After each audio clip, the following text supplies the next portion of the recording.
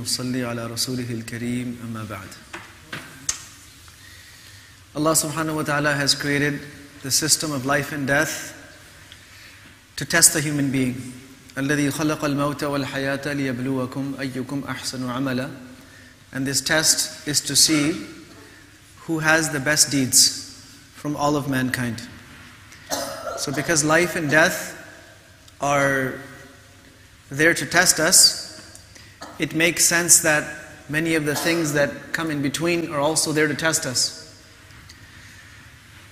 So at the end of every term and semester and year, we're faced with this barrage of tests and exams. And it can be, for some people, a very frustrating and stressing time, very difficult time, depending on what year level you're in and what you happen to be doing in your courses. So, here are a couple of things to keep in mind for anyone who is writing a test. The first thing is that keep in mind the purpose of the test. Tests are not given for the sake of making life difficult or for the sake of failing students. This is not the objective of tests. Rather, the objective of a test is to make sure that the student is ready to move on to the next level. And a student cannot move on to the next level until they have grasped what was taught previously. If the student has not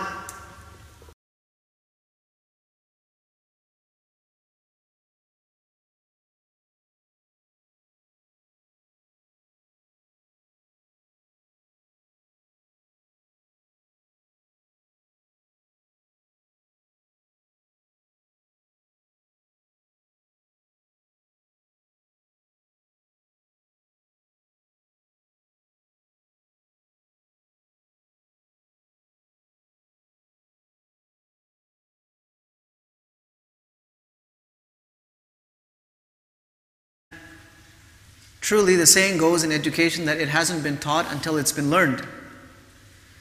If it hasn't been learned, then there was no point in teaching. So you're faced with questions. Sometimes you have to write very lengthy answers, sometimes it's multiple choice, sometimes it's short answers. But keep in mind that this test is to make sure you're ready for the next level. When that happens, then your heart will be filled with a sense of happiness that I can't wait to get this over with so I can move to the next level. And your heart will also be content that I can do this, and this is not here to punish me, but rather it's here to move me forward. The other thing is that all the tests that are given in schools, especially tests that come at the end of the year, you have been given ample opportunity and chances to prepare for them. The tests are on material that you have been taught, and it's material that you have worked with. It's concepts that have been explained to you, and enough opportunity has been given to learn and to ask questions, to do assignments and work, and then prove your proficiency. If you have tests coming up, then think of those areas that are weak and prepare those areas. The areas that you're strong in, it means you've already done some work and you already have some aptitude. But work on the weak areas and make sure your preparation is complete. Many students will go into a test saying, I'm going to fail this. Or after they've written the test, I'm sure I failed. But neither of these statements are really of any benefit, because going into a test knowing you're going to fail, it goes against the nature of the test. And writing a test and saying, I'm sure I failed, it also goes against the nature of the test. What is required and what's missing here is how much did I prepare.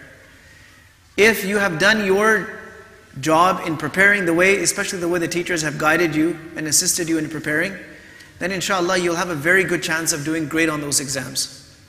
Now, from the spiritual aspect, there are some things that we can do. One is make dua, obviously. Dua in all of those occasions when dua is accepted, such as after salat. If you can get up and pray tahajjud, then get up and pray tahajjud and make dua. Dua after doing some good deed, a charitable act, doing some khidmah, doing some service, either at home or in the community, and then making dua. So, dua is very important. Second thing is, there are some things that the Prophet ﷺ has taught us to say that assist us in all our affairs. And one of the most powerful things that we can do to assist us on a daily basis, but even more so, even more importantly, on those days when we have something challenging to do, it's the adhkar of the morning. Those adhkar, those du'as that the Prophet ﷺ used to recite and he taught us, they're actually here to assist us with our affairs. So for example, the Prophet ﷺ taught the companions to recite the last few verses of Surah Al-Mu'minun, from أَفَحَسِبْتُمْ أَنَّمَا خَلَقْنَاكُمْ till the end.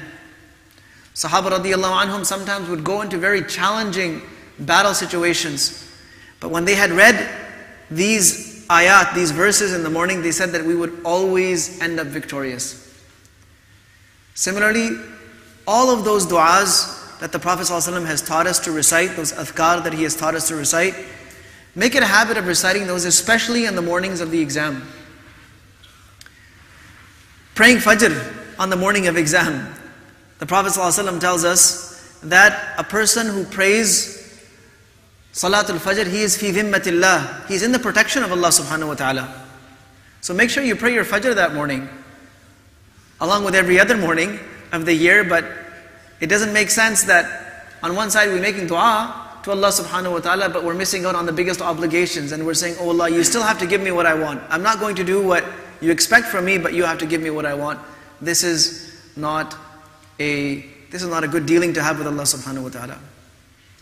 Then specifically, the Prophet ﷺ has taught us some very powerful adhkar and ad'iyah.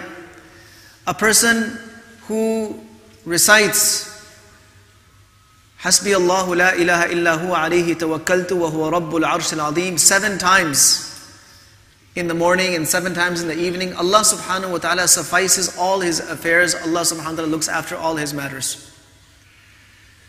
7 times in the morning. It'll take not even a minute. Hasbi Allahu la ilaha illa huwa alayhi tawakkaltu wa huwa rabbul arshil azim. Similarly, the Prophet ﷺ taught us that at the time of adversity, you recite Hasbi Allahu wa ni'mal wakil. And this happens to be the dua for this week as well. Very easy to recite. While you're waiting for the exam paper to be handed out, recite this. Hasbi Allahu wa ni'mal wakil. You're just reading it quietly to yourself. What does it mean? Allah is enough for me. Allah will suffice me. He is the best one to put my trust in. Once you've done your job in preparation, and you know Allah is there for you, and you also put your trust in Him, now you have nothing to worry about. Absolutely nothing for you to worry about. So we should make it a habit to recite these things. Yes, du'as like this, Hasbi Allah wa ni'mal wakil, they're not to be recited as a standalone without making any effort. And you say, well, I'm not making any effort, I'm not studying, I'm not doing any of the work, but I'm going to keep reciting this dhikr and this dua, and somehow miraculously I'm going to get all my grades and so on and so forth. The Prophet ﷺ once listened to a case that 2 people were disputing. It was a dispute, and each one came and presented his case. One person was making a claim, one person was the defendant. The Prophet ﷺ made a decision in favor of one of them, and the one who lost the case went out and started saying, Hasbi Allah wa ni'mal wakil. Allah is enough for me. In other words, I've been wronged, or this is absolutely incorrect what has happened. It's not fair. I complain to Allah. I take my complaints to Allah. So the Prophet ﷺ overheard him, and he called him back and he said, look, you didn't make the preparation that you were supposed to. You didn't prepare your case. You didn't prepare how to present your case. You didn't have your evidence lined up. You came into this case unprepared. You lost the case, and now you're saying, Hasbi Allah wa ni'mal wakil. Rather, use your brain, use your intelligence, the Prophet ﷺ told him.